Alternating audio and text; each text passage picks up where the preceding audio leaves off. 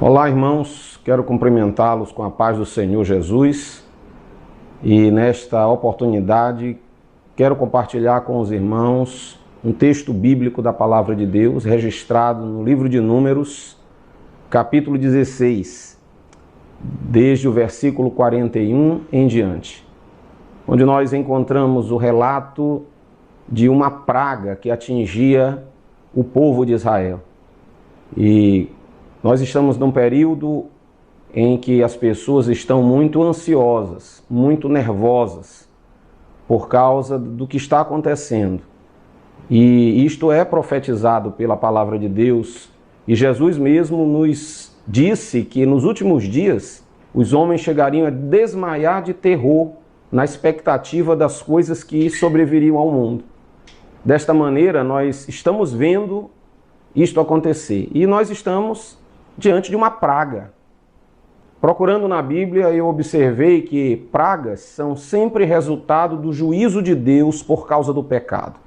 Seja por causa de uma situação geral, do próprio estado de pecado em que a humanidade vive, e isso atinge a todos de uma forma geral, mas também pode ser resultado de um pecado ou de uma transgressão específica. Nesse texto que eu quero compartilhar com os irmãos, o povo de Israel havia acabado de passar por um grande problema dentro da comunidade que saía do Egito.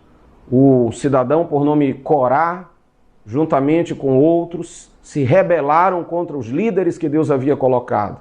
E em decorrência dessa rebelião, Deus puniu aquele povo, e os que ficaram, no dia seguinte, ainda se levantaram, mesmo tendo visto tudo o que aconteceu, se levantaram para murmurar e falar contra Moisés e Arão, os líderes que Deus tinha colocado à frente do povo. Nós vemos pelo texto bíblico que a ira de Deus se manifestou contra aquele povo murmurador e rebelde. E quando aquele povo então murmura diante de Moisés, ele, quando ouve aquela murmuração, percebe que a glória de Deus havia descido sobre o santuário, sobre a tenda da congregação ou a tenda do encontro. E a primeira atitude de Moisés diante daquele pecado, daquela transgressão daquele povo, foi de colocar-se com o rosto em terra e buscar a presença do Senhor para que Deus tivesse misericórdia daquele povo.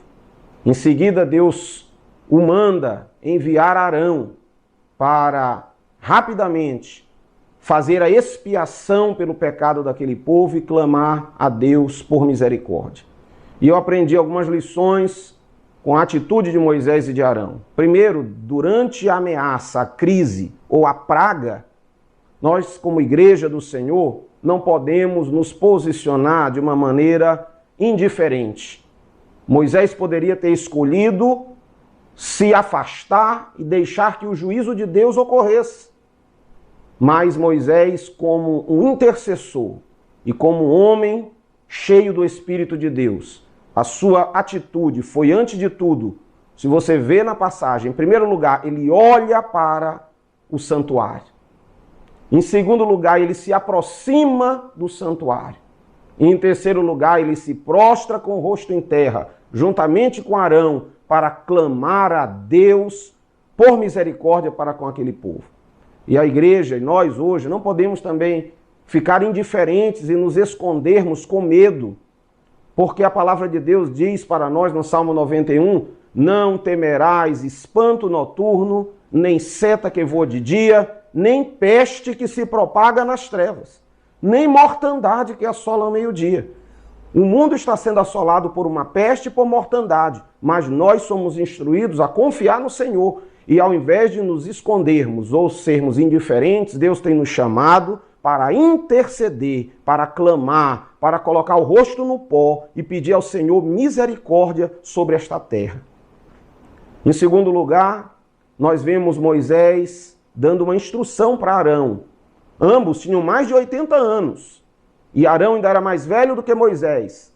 Um homem desgastado pelos períodos que passou de trabalho forçado no Egito e a dificuldade da vida no deserto. Arão não era mais um jovem, mas quando Moisés deu a ele a instrução, você nota que o texto diz que Arão correu e rapidamente preparou um incensário com brasas do altar e com incenso aromático. E ele fez expiação pelo povo. E então ele corre, depois de fazer a expiação para o povo, e se coloca de pé entre os vivos e os mortos, e Deus faz cessar a praga. E eu aprendo com Arão, e quero que você aprenda também com Arão. Nós, como igreja, precisamos saber tomar atitudes certas, na hora certa e na velocidade certa.